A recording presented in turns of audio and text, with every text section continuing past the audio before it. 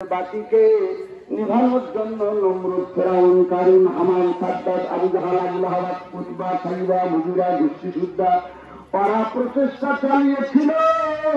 আমার আল্লাহ রাব্বুল আলামিন তার হাবিবের মাধ্যমে যে চারা দুনিয়ায় জ্বালিয়ে রেখেছেন, এটা দুনিয়ার কোন মানুষের হাতে এই কোরআনের বাতি চারাগের তেল বা এর কোন শরীর রাখেন নাই। এর সুইচ আল্লাহ পাক হাতে রেখে দিয়েছে। চারাগেরা কেনিজাত ভানু ফরুজাত কাছে কাশমু সানাদেরি শাস্য গোসুজা। তারাই নিভাইতে এসেছিল, তারাই নিভে গেছে, তারাই বন্ধ করতে এসেছিল, তারাই বন্ধ হয়ে গেছে, তারাই ধ্বংস করতে এসেছিল, তারাই পৃথিবীর থেকে ধ্বংস হয়ে গেছে। হতে থাকবে ইসলাম, কোরআন এবং মুসলিম মাদ্রাসা কোনদিনও ধ্বংস হয় নাই, হবে না ইনশাআল্লাহ।